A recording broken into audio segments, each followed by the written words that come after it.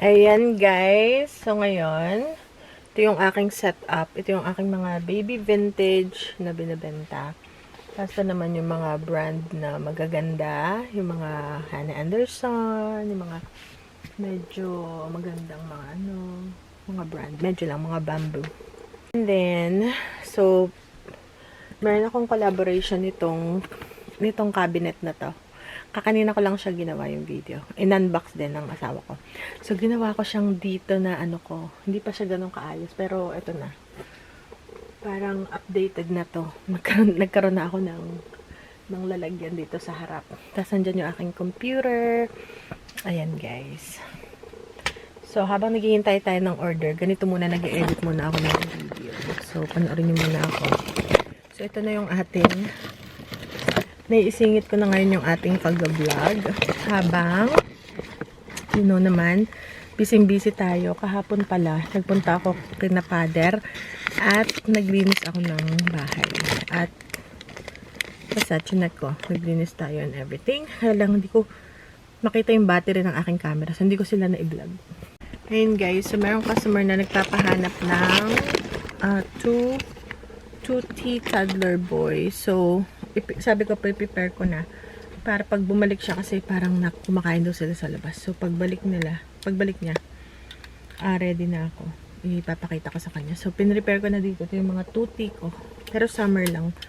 Kasi summer naman ang binibili ng mga tao. Kahit winter pa kami. Spring na pala kami sa isang araw. So prepare ko yung mga tuti na summer para ready na. Pero kung meron pang o-order, okay pa naman. Na may music ako usually, kaya lang ngayon, baka makapiright tayo. Kaya, ayun. Kaya, pinatay ko muna. So, this one is 18 months. Ay, grabe, 18 months. Oh. Bakit? Tapos, meron din ako na, ito yung 24 months. Ano mga 24 months? Guys, let me know what size I'm looking for. Newborn up to big sizes. 24 months. Newborn up to big sizes. Okay. Hello guys, welcome in. Newborn up to big kids. Let me know what sizes I'm looking for. Drop your size guys, let me know. Newborn up to big sizes. Alright, we have. Let me know. Welcome guys.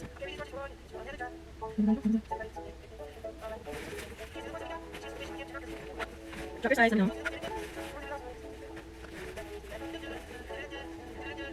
Drop your size guys, let me know. Let me know what size I'm looking for. Welcome guys. Drop your size, let me know. Welcome in, drop your size request, let me know.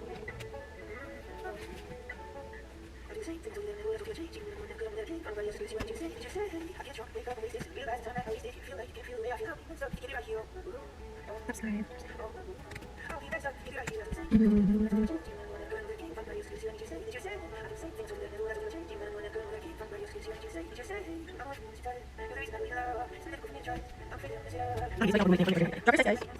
Alright guys, so the next day na to, the next day na live. So kagabi, medyo marami-rami tayong nabenta. Pakita ko sa inyo. Nakalimutan ko na pag busy na akong nagbebenta, hindi ko na naisip mag-vlog. So wala akong vlog na nagbenta ako something.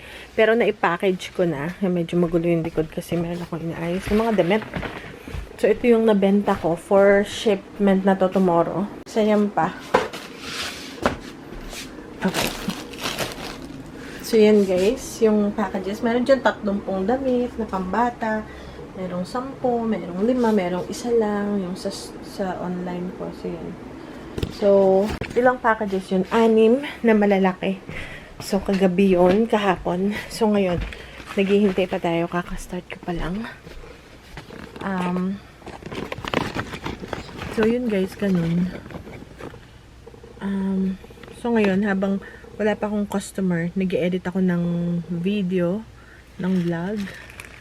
Kasi minsan hindi talaga, kasi pag sobrang busy na, hindi ko na maintindihan kaya wala akong video na nag-vlog ako, nagbenta ako or something. Which is okay lang.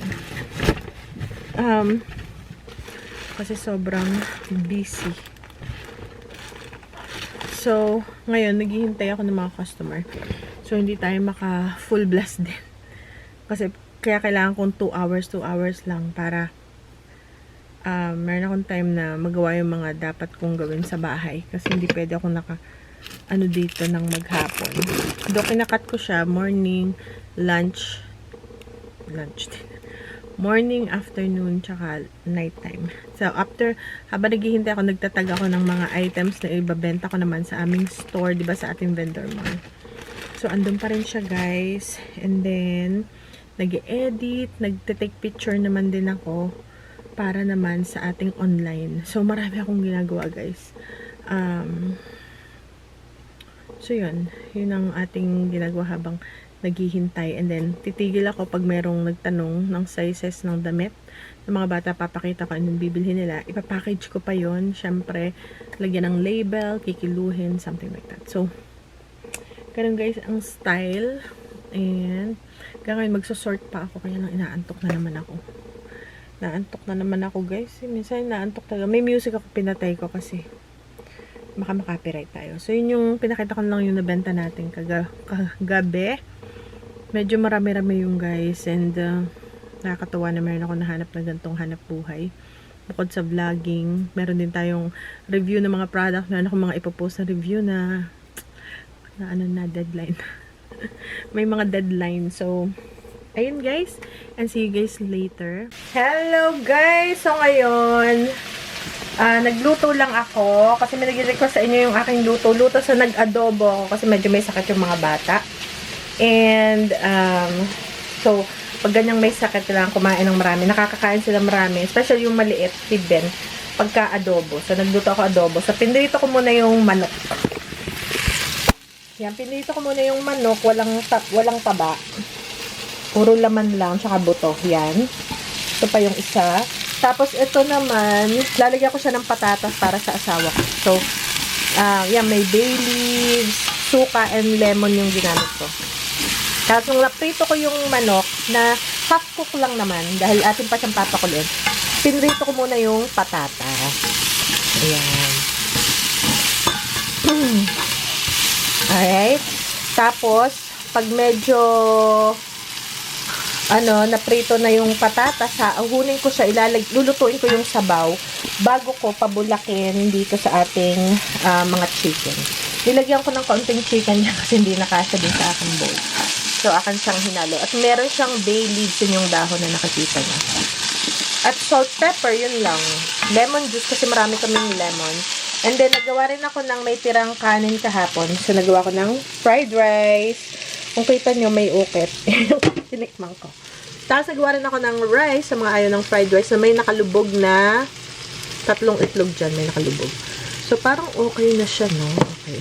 So, ilo-low na natin. Balik tayo dito. O, diba, guys? Balik vlog na tayo hanggat kaya ko. Minsan, siguro 3 times a week. Basta pipilitin ko na makapag-vlog. Okay, guys. Pipilitin nating makapag-vlog. Alright. So, yan. So, parang okay na. Kasi kaya ako niluto muna yung ginisa yung sa sariling mantika ng manok. Itong patatas. Dahil absorbin niya yung sauce pag bigla ko na lang siyang isinama. Tsaka mas malasa pag pinrito muna yung itong patatas. Okay. Tapos tatanggalin ko siya and lulutuin ko ang sabaw. And I'll be right back, guys. So, yan. Okay. So, okay. Ito yung taba na hindi natin sasama. Tatapon ko na yung taba ng manok. Ano yun? Yung balat ng manok. Ayan. So, ayan, guys. So, may hives pa rin tayo. Ayan. Uminom ako ng pupunta pala ako sa may ni-refer. Meron kasi kami ditong kaibigan na may ganyan din. So, dun siya sa acupuncture. Pero sa ibang state, medyo malayo. So, punta tayo doon. Papaschedule ko pa lang kasi medyo busy pa ako this week. Ayan pa, meron pa tayo. Kaya niya, kakainan man ako. Every time nakakain ako, meron pa rin. Pero, dito lang yan, lately, mga 2 weeks ago, start ako magkagaya. May kinain ako, and then, na-trigger siya. So, may iniinom ako ito. Kaya lang, inaantok ako. So, minsan-minsan ko lang siyang inumin. Sa mga tatanong ko, iniinom ko. Yan yung iniinom ko. Recommended yan ng doctor. Okay, guys. So, akunin ko lang ito bago masunog. Okay, guys. And I'll be right back. Tanggalin ko lang. And then, kakain tayo for lunch. So, yan guys. Munti ko nang makalimutan. So, binalik ko. So, niluto ko muna yung sabaw kasi, diba, par hilaw. Galing yun doon sa hilaw na karne. So, niluto ko muna. Tinanggal ko yung mga bumulak sa ibabaw. And then, nilagay ko na yung chicken. And then, ngayon, nilalagay ko na yung ating patatas sa ibabaw. Para hindi na sipsipin masyado yung sabaw. Dahil gusto ng mga bata ay may sabaw ang adobo. Yung asawa ko gusto niya tuyo. Kaya lang, yung mga bata, mas marami silang nakakain pag may sabaw. So, yun guys. Tapos, magagawa si Ben ng, I know what you're gonna make, Ben. Lemonade. So, marami tayong lemon na nakuha natin sa Costco. So, lemonade. Ayan. Tapos, akin lang siyang papakuluin. It's expensive. Ayan guys, so pakulin lang natin hanggang sa magsabaw pa siya. Lalagyan pa rin natin ng konting sabaw. Parang gusto ko siyang lagyan, Ben, kaya ang konting tubig. So gusto ko siyang lagyan ng konting sabaw para mas masabaw. Ayan. And then, diba, ang ganda ng ating adobo. And then ay, wahi. Parang hindi tama yung pantakip. Yung pantakip andito sa, ayan, sakto. Tapos ito dito, ayan, pwedeng ganyan na. Okay guys, sasuto na yung kanin. Yung itlog lang akin siyang babalatan. So, magagawa si Ben ng lemonade. Ako na, I'll squeeze it. So hard. Ano, I'm gonna get the seeds. Okay, so, see you guys later pagkainan na. Ayan guys, so nakalimutan ko nang mag-vlog kanina yung ating adobo. And, yun ang kinain namin. So, nagustuhan naman nila. Ito lang nag-guys yung tira. Nakanda bulol-bulol pa. Ayan na lang guys, ang tira. Ang dami nakain ni Ben. Ayos kasi ng asawa ko yung sasakyan. Ewan ko, may sira ata. Hindi ko alam. So, ida-drive test nila. So, kasama yung mga bata. So, ako lang yung mag-isa. May sugar. Kasi, gusto ng mga bata. Pag meron silang sipon, sila ay nag-lemon juice. Buti na lang, meron tayong lemon. Sabi nga ni Ben, kaya ba't mami hindi ka na bumibili ng lemon? And this time, bumili ako marami kasi medyo mura yung lemon nila. So, kumuha kong dalawa. Ay, saka sa pala yun. Kala ko sa Costco sa Aldi, dun sa isang grocery store. Kasi mahal sa Costco dun sa isang grocery store, mura. Kaya bumili ako dalawa. Kasi, dahil nga mahal lagi. So yun guys, nag-live din pala ako kanina, hindi ko na naman na-i-vlog. Meron tayong nabenta na konti. Tapos magta-try ulit ako ngayong gabi. Magle-lesson lang ako kay Ben.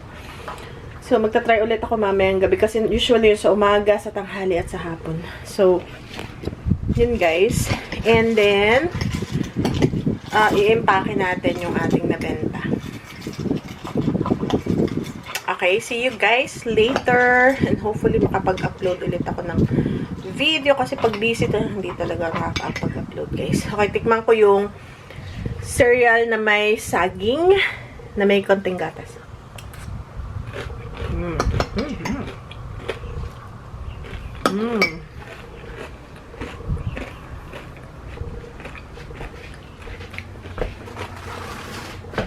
Ano to tira ni Ben. Siyempre, ayoko siyang itapon. So, kinakain ko siya.